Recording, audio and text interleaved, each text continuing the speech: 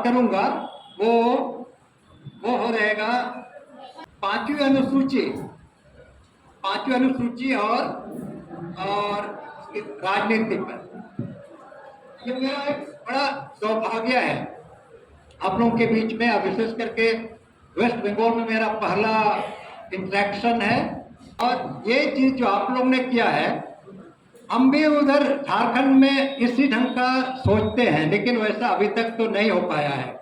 लेकिन इसके बावजूद हम लोग कोशिश कर रहे हैं। और हमने हमारे यहाँ जो एक संगठन है अभी 1 महीना से, आदिवासी क्षेत्र सुरक्षा परिषद करके एक संगठन बनाया है।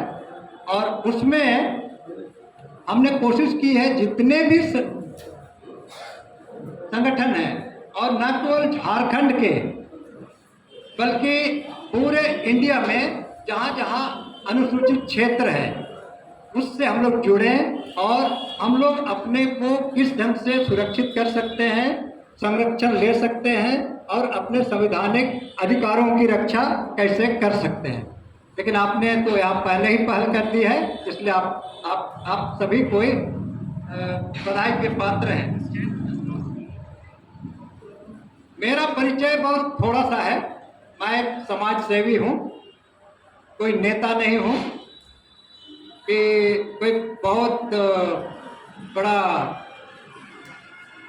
क्या कहते हैं, जैसे विशेषकर राजनीतिक नेता के रूप में, वैसा नहीं। हाँ, गांव जाते हैं हम लोग और अपने गांव में अपने लोगों को जागरूक करते हैं कि भाई हमारा संवैधानिक अधिकार क्या है, हमको संविधान की तरफ से क्या क्या अधिकार मिले हैं, किसी चीज को लोगों को बताते हैं। और जो आजकल एक ग्राम सभा जो कि पेशा कानून के बारे में आप लोग जानते होंगे, कितने लोग सुने हैं पेशा कानून के बारे में? जी, चलिए कुछ तो है, क्योंकि ये इधर अनुसूचित क्षेत्र नहीं है इसीलिए बहुत कम जानेंगे। लेकिन जहाँ जहाँ अनुसूचित क्षेत्र है वहाँ तो उनको जानना ही पड़ेगा, अदरवाइज उसके उपाय कोई दूसरा चारा नहीं है। तो हम गांव में जा करके पेशा कानून के बारे में जानकारी देते हैं। और उसके अलावे हमने पेशा कानून पर एक जनहित याचिका PIL दायर किया था, क्योंकि सरकार ने पेशा की नियमावली अभी तक नहीं बनाई है झारखंड और उड़ीसा में। बाकी 8 जगह बन गए हैं, लेकिन हमारे यहाँ अभी तक नहीं बना है। तो उसी को लागू करवाने के लिए रॉबर्ट में जिसकी चर्चा अभी हो रही है, उनके साथ मिल करके एक PIL दायर किया और 29 जुलाई 2024 में उसका एक फैसला भी आ गया। और उसके तहत 2 महीनों के भीतर सरकार को यह आदेश या निर्देश मिला कि पेशा के तहत आप नियमावली बनाइए। लेकिन अभी भी उसका नियमावली नहीं बना है। अभी बहुत बहस चल रहा है, बहुत संघर्ष हो रहा है, सोशल मीडिया में इस पर बहुत ज्यादा बहस चल रही है। देखिए क्या होता है, क्या कर सकते हैं, क्या होगा, ये तो कल की बात है। लेकिन हम लोग इसी मकसद को लेकर के आगे बढ़ रहे हैं। अब रही बात आज का जो विषय है, 5th शेड्यूल 5वीं अनुसूची। हालांकि वेस्ट बंगाल में कोई 5वीं अनुसूची का क्षेत्र नहीं है, अनुसूचित क्षेत्र जिसको हम लोग कहते हैं नहीं है। लेकिन इसके बावजूद यहाँ पर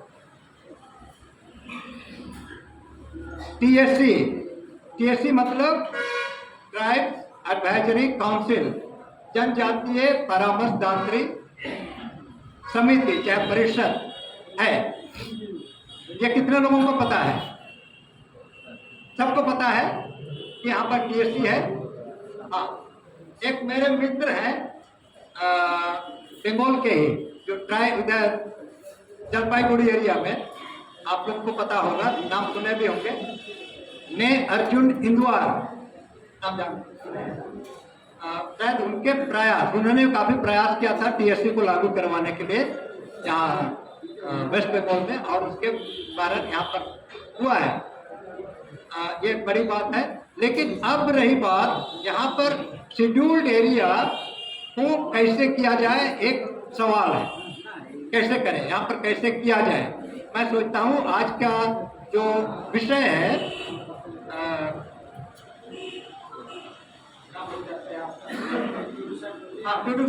टूडू साहब के द्वारा जो बात हो रही थी, इसके हिसाब से हमको लगता है आज का यही एक हमारा मूल विषय होना चाहिए। क्या वेस्ट बंगाल में भी अनुसूचित क्षेत्र हम लोग शुरू करवा सकते हैं किसी न किसी तरफ से, सरकार पर दबाव डाल करके, क्योंकि सरकार के साथ यहाँ पर अच्छा आप लोग का संबंध है, तो किया जा सकता है। लेकिन देखिएगा, हम लोग बाद में चर्चा करेंगे उस पर। जो झारखंड से सटा हुआ इलाका है, पुरुलिया, बांकुड़ा, वो एरिया हो सकता है, यहाँ की पॉपुलेशन क्या है या क्या नहीं है मैं नहीं कह सकता अभी फिलहाल, लेकिन मुझको लगता है काफी होगा। और जिस ढंग से आप लोग यहाँ पर जमा हुए हैं, इससे तो यहाँ ऐसा लगता है कि यहाँ भी आदिवासियों की संख्या काफी अच्छी है। और इस ढंग से, और आपके मुझको लगता है मंत्री मंडल में भी 2 या 3 मंत्री भी होंगे। कितने हैं? नहीं, 16 एमएलए हैं और 2 एमपी और मंत्रीगण 2 बहुत बड़ी है। बगैर जब आप करना कितना, हाँ अब अच्छा ठीक है, थोड़ा नजदीक कर लेते हैं। तो 16 एमएलए हैं, 2 एमपी हैं और 2 मंत्री हैं, तो ये बहुत बड़ी उपलब्धि है और इसके लिए भी ताली तो बनता है आपको। ठीक है, चलिए।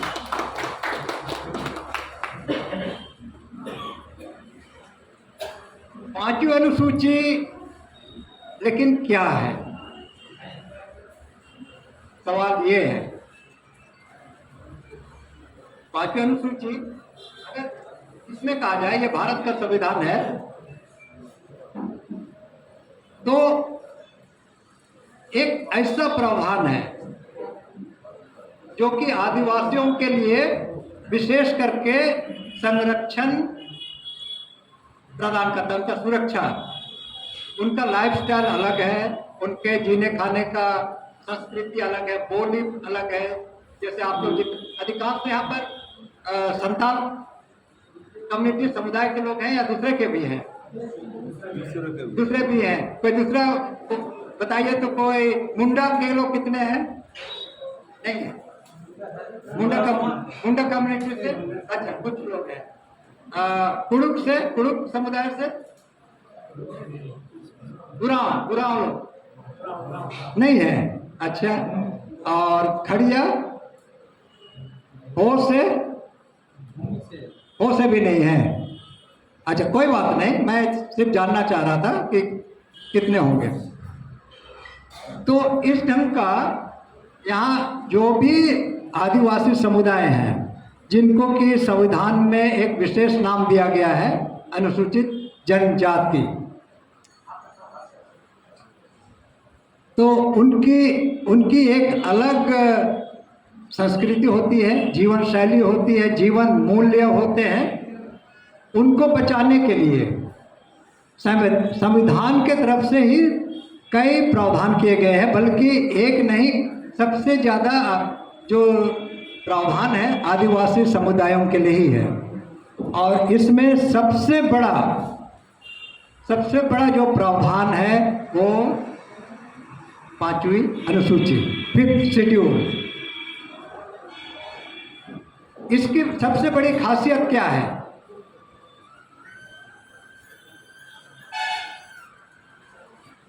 सबसे बड़ी इसमें 2 चीज है, जैसे मैंने अभी कहा, एक टीएससी है, टीएससी यहाँ पर बन गया है, और दूसरा महत्वपूर्ण कड़ी है राज्यपाल। और जितने भी कानून बनते हैं, सामान्य कानून जो कि राज्य में चलाए जा सकते हैं, 5वीं अनुसूची के तहत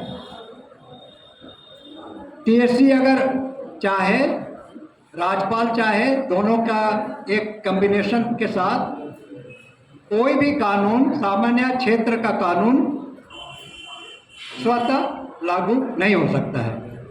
राज्यपाल जो है उसको रोक सकता है, रिपील कर सकता है, संशोधन कर सकता है, मॉडिफाई कर सकता है, पूरे कानून को रोक सकता है या उसके भाग को भी रोक सकता है, और या तो उसको संशोधन करके अब उस एरिया में लागू हो सकता है। यही इसका एक मूल यह है, और इसमें टीएससी की बहुत बड़ी भूमिका है। लेकिन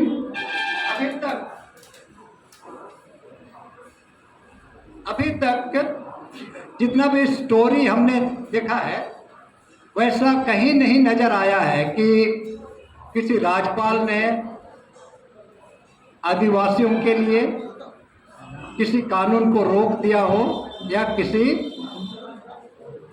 उसको मॉडिफाई किया हो, ऐसा इतिहास में दर्ज नहीं है। हाँ, सिर्फ एक राज्य है महाराष्ट्र, वहाँ पर ग्राम सभा को एक अधिकार दिया अपने स्तर से कि जब भी जमीन की खरीद बिक्री होगी, जब भी जमीन की खरीद बिक्री होगी, उसमें ग्राम सभा को अधिकार दे दिया, उसमें डीसी की कोई परमिशन लेने की जरूरत नहीं है। इसको छोड़ करके सभा करीब करीब सभी जगह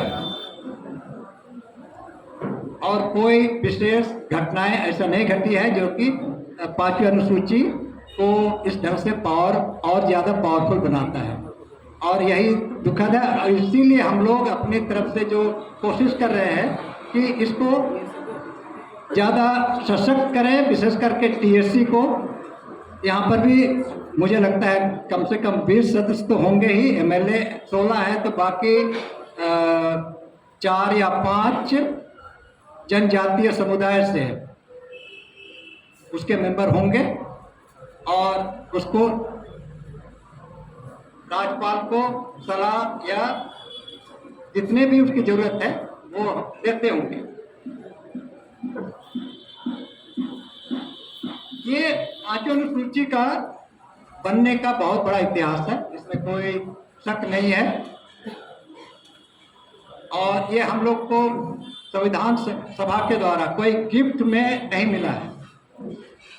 इसका इतिहास बहुत पहले से 1874 से ही आता है, जबकि शेड्यूल डिस्ट्रिक्ट एक्ट अंग्रेजों ने बनाया, और वो एक्ट भी उन्होंने अपनी मर्जी से नहीं दिया है। उसके लिए बहुत लड़ाइयाँ लड़ी हैं हमारे आदिवासी लड़ाकों ने, जिसमें कि आप सबों को पता है, हम सबों को पता है। संताल परगना से तिलका माझी नाम सबसे पहले आता है, फिर सिद्धो कानू आता है, झारखंड से सरदारी लड़ाई आती है, और अंत में बिरसा मुंडा का उलगुलान आता है। ये इन सारे चीजों से देखते हुए विशेष करके जो 1874 का वो तिलका माझी वगैरह का जो लड़ाई था, उसका बहुत असर हुआ है। अंग्रेजों ने कभी भी आदिवासी क्षेत्रों को अपने कब्जे में नहीं रख सका है, और उनका जो लूटने का, व्यापार करने का काम में हरदम बाधा पहुंचाई गई है, विशेष करके जमीन को लेकर के। बल्कि जमीन ही हमारा एकमात्र एक ऐसा चीज है जिसके लिए हमारे लोगों ने जान दी है, अपना लहू कुर्बान किया है, और इस जमीन के लिए हम लोग आज भी उसी की लड़ाई लड़ रहे हैं। झारखंड में चाहे यहाँ भी, चाहे दूसरी जगह, जो भी लड़ाइयाँ हो रही है सब जमीन के लिए ही लड़ाई हो रही है। उस संविधान सभा में जो जो 1 दिसंबर 1946 से शुरू हुआ था, उसमें 299 सदस्य थे, जिसमें से 226 राज्य के लोग प्रतिनिधि कर रहे थे और 70 लोग, समय जो राजा रजवाड़े थे वहां से प्रतिनिधि कर रहे थे। दलित जनजातियों में से 33 सदस्य, महिलाओं में से 12 और आदिवासी जो प्रतिनिधित्व जो कर रहे थे वो सिर्फ 7, जबकि उस समय कम से कम 7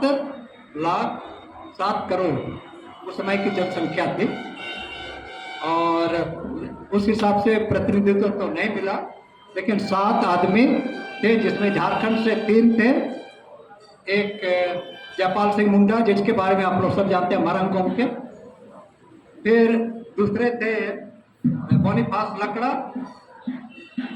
वो भी रांची से थे, और एक देवेंद्र नाथ सामंत जो कि चाईबासा से थे। 3 जो हैं नॉर्थ ईस्ट बंगाल और उससे उधर, जिसमें कि एक है JJM निकोलस राय, खासी समुदाय से थे, एक मायंग नोक्चा नागा जनजाति से थे, और एक असम से बोडो समुदाय से रूपनाथ ब्रह्म, ये उस संविधान सभा के सदस्य थे। 6 हो गए, और 7वां जो थे मध्य प्रदेश से गोंड जनजाति, वो थे फुलमान शाह। लेकिन जो उप समितियां बनी थी 5वीं अनुसूची के लिए और 6ठी अनुसूची के लिए, उसके लिए किसी आदिवासी को अध्यक्ष नहीं बनाया गया, बल्कि उसके लिए एक बरदलोई साहब असम से थे, उसको उसका अध्यक्ष बनाया गया। और दूसरे 5वीं अनुसूची के लिए जो भी उप समिति बने उसका अध्यक्ष ठक्कर बापा, और जयपाल सिंह मुंडा और बोनीफास लकड़ा और क्या है निकोलस राय, ये सामान्य सदस्य के रूप में रहे। और जितने भी करीब 26 या 27 डेलिब्रेशंस 5वीं अनुसूची को लेकर के हुई, उसमें मूल रूप से जयपाल सिंह का ज़्यादा हाथ था। उन्होंने उनको, जो संविधान सभा के दूसरे लोग पूरा डिमोरलाइज करते रहे कि आप लोगों को अलग ये की जरूरत नहीं है, लेकिन वो अड़े रहे